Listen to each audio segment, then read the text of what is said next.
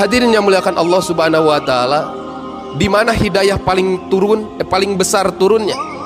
Ibnu Abbas radhiyallahu anhu mengatakan hanya 2 tempat di atas muka bumi yang Allah jadikan tempat terbesar asbab tersebarnya hidayah seluruh alam. Yang pertama adalah masjid, yang kedua adalah rumahnya orang yang beriman.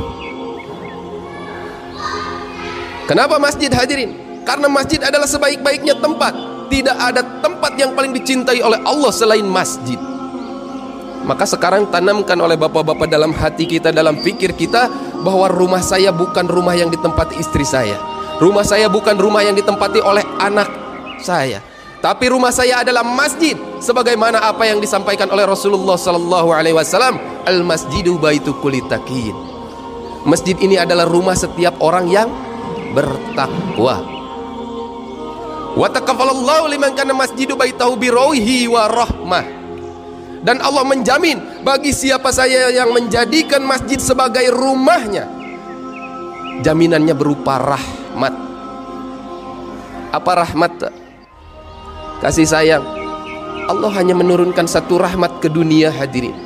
Sisanya 99 Allah akan sempurnakan di akhirat.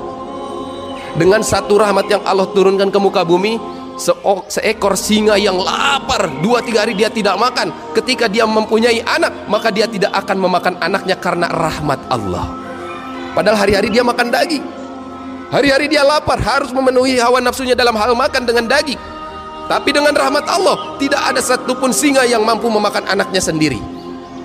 Karena apa? Karena rahmat. Tapi ketika manusia dicabut rahmat oleh Allah, maka hari ini bisa kita saksikan tidak sedikit ibu yang membuang anaknya. Karena apa? Rahmat Allah tercabut. Maka orang yang seperti itu, hadirin yang mulia, jauh lebih rendah daripada binatang. Hadirin, ukuran daripada kecintaan, kasih sayangnya Rasulullah terhadap ini umat 70 kali lebih banyak daripada seorang ibu sayang terhadap anaknya. Rasulullah pernah menyampaikan dalam satu majelis, tiba-tiba Rasulullah bertanya, "Wahai sahabatku, tahukah kalian golongan orang-orang yang mulia?" Maka para sahabat menjawab, "Ya Rasulullah, tentu saja para malaikat adalah makhluk yang paling mulia." Maka apa jawaban Rasulullah?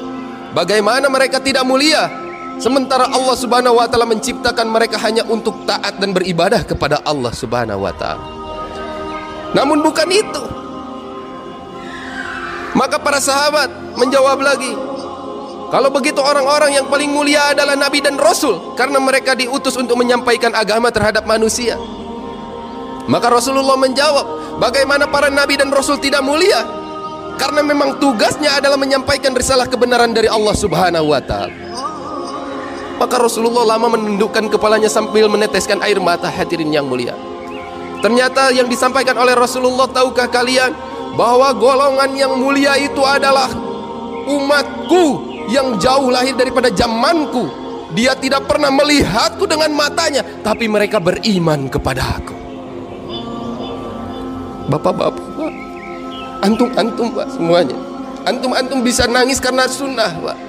Antum-antum sebenarnya yang dirindukan oleh Rasulullah, dan ini yang membuat Abu Bakar cemburu, hadir. Sampai Rasulullah mengatakan, "Tuba, sungguh beruntung